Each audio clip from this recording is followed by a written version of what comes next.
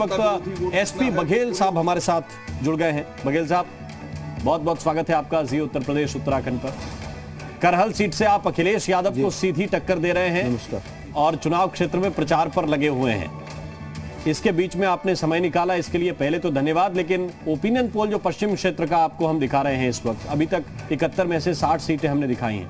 इसमें BJP Samajwadi party गठबंधन से थोड़ा पीछे नजर आ रही है।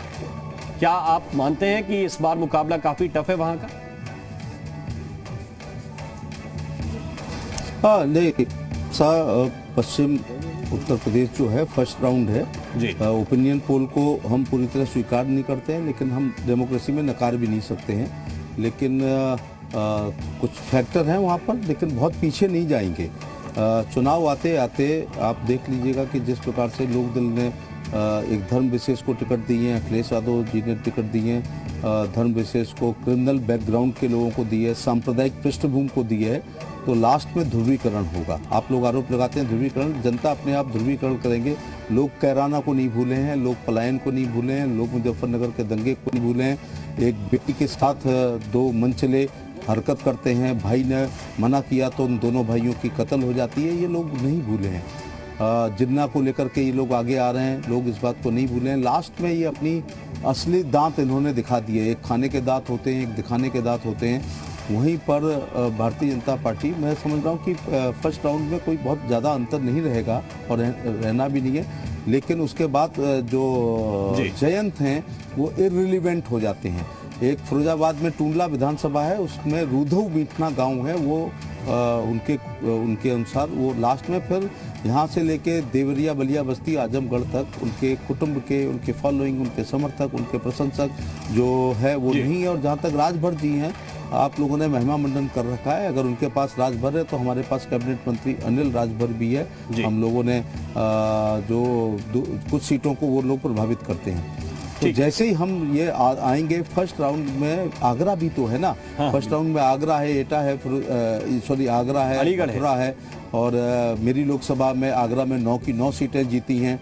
हाँ जी, अलीगढ़ है। अलीगढ़ मुझे लगता है कि थर्ड राउंड में है, हाथरस जो है थर्ड राउंड में है। सिकंदराबाद, हाथरस, इगलास और खैर और टूंडला वगैरह, तो उधर से हम लोग बढ़त बना के आएंगे। और ये जो हवा चल रही है 6वें 7वें राउंड तक, ये बिल्कुल तूफान चल जाएगा और निश्चित तौर से लेकिन क्या आपको लग रहा है कि ये जो नाराजगी है बघेल साहब, ये किसानों की कुछ हद तक नाराजगी है, कुछ हल्की फुल्की एंटी इनकम्बेंसी जो होती है अमूमन सरकार के खिलाफ, उसका फर्क है जो पश्चिम में आप कह रहे हैं कि हम ज्यादा कम नहीं होंगे सीटें, लेकिन कुछ हद तक कम हो सकती हैं? हम लोग 322 जीते थे, वो जादुई आंकड़ा है, उसके आसपास पहुंचने की कोशिश करेंगे, इसमें कोई दो राय नहीं है। लेकिन जो आप कहते हैं कि किसान नाराज है, अगर किसान लोग बैठे थे और एक राय से उन्होंने कहा था कि तीनों किसान विधेयक वापस हो जाएं, प्रधानमंत्री ने बड़े दिल का परिचय देते हुए तीनों विधेयक, अव्वल तो मैं आज भी कहता हूं कि तीनों विधेयक काले नहीं हो सकते हैं, काले कानून नहीं हो सकते हैं। ये देश गांव का है, देहात का है, किसान का है। देश की खुशहाली का रास्ता खेत खलियान से जाता है। कोई प्रधानमंत्री जी या कृषि मंत्री कालिदास थोड़े हैं कि जिस डाल पे हम बैठे उस डाल को काट दें। तो ये देश किसानों का, तो हम कोई कानून ऐसा क्यों लाएंगे कि वो काला हो? तो काले नहीं थे, लेकिन जब किसानों की मांग थी तो तीनों कानूनों को वापस लिया। और मैं आज भी कहता हूं कि किसान की बात करने के लिए हरी टोपी पहनना जरूरी नहीं है। हमारे मुख्यमंत्री ने शपथ लेने के, मैं भी कैबिनेट मंत्री था, पहले ही शपथ कैबिनेट में किसानों का 1 लाख तक का कर्जा माफ किया था।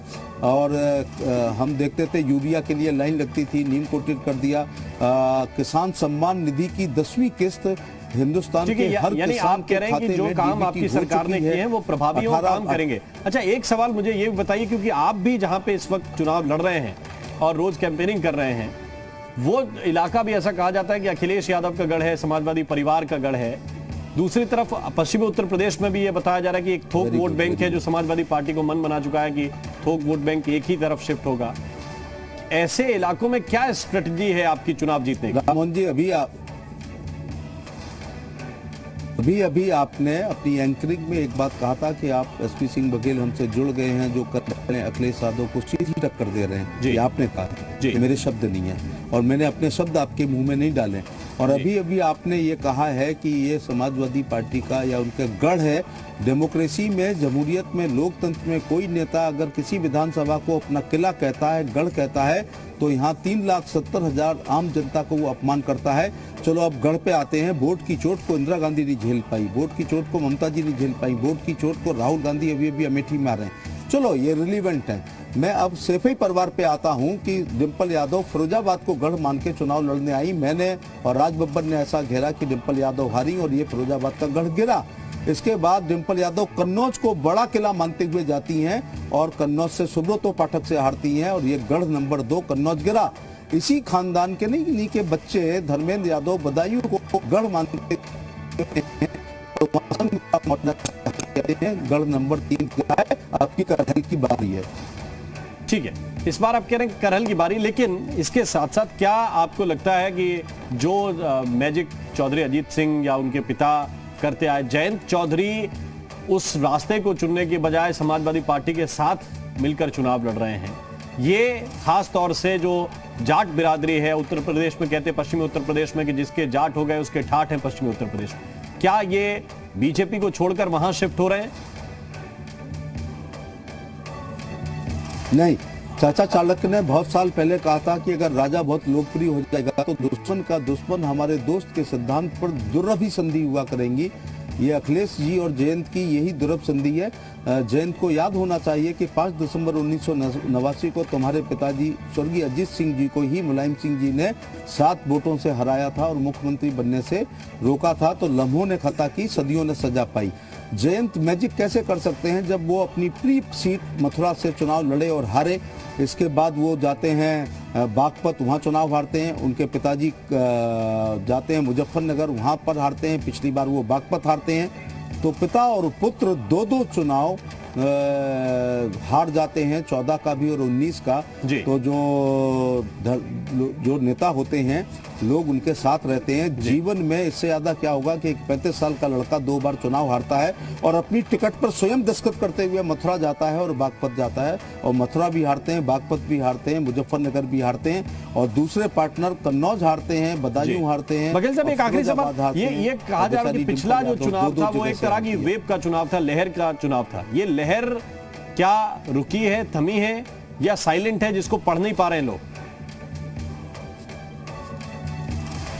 14 में देश के प्रधानमंत्री जी मोदी जी के नेतृत्व में सरकार बनी। 3 साल बाद हम 17 में चुनाव में आए। तब तक उत्तर प्रदेश में हमारे पास कुछ कहने को नहीं था। हम केंद्र सरकार की योजनाओं को लेकर गए थे, गुड गवर्नेंस का वादा करके गए थे। योगी आदित्यनाथ उस समय मुख्यमंत्री नहीं थे, संभावित थे, बहुत लोग संभावित थे। लेकिन इस 5 साल में योगी आदित्यनाथ का कार्यकाल है वो उत्तर प्रदेश का स्वर्ण युग है, जैसे गुप्त काल भारत का स्वर्ण युग था। बाबा योगी 2 बुलडोजर रखते हैं, एक से सड़क का निर्माण करते हैं तो दूसरे से अतीक अहमद और मुख्तार अंसारी क्रिमिनल्स की अतूक संपत्ति को गिराने का काम करते हैं। इस बार हम चुनाव में लहर भी है लेकिन लाभार्थियों को लेकर के चुनाव जा रहे हैं, चाहे 12 का बीमा हो, आप कह रहे हैं कि जो काम किए हैं उसके आधार पर वोट मांग रहे हैं, पूरे 5 साल का काम इस बार आयुष्मान कार्ड हो। बहुत बहुत धन्यवाद, बहुत बहुत शुक्रिया एसपी सिंह बघेल साहब, हमारे लिए आपने समय निकाला। बहुत बहुत धन्यवाद आपका हमारे साथ जुड़ने के लिए। तो ये हमने आपको अभी तक 60 सीटों की जानकारी दी है, आगे की सीटों की जानकारी भी देंगे, लेकिन फटाफट आपको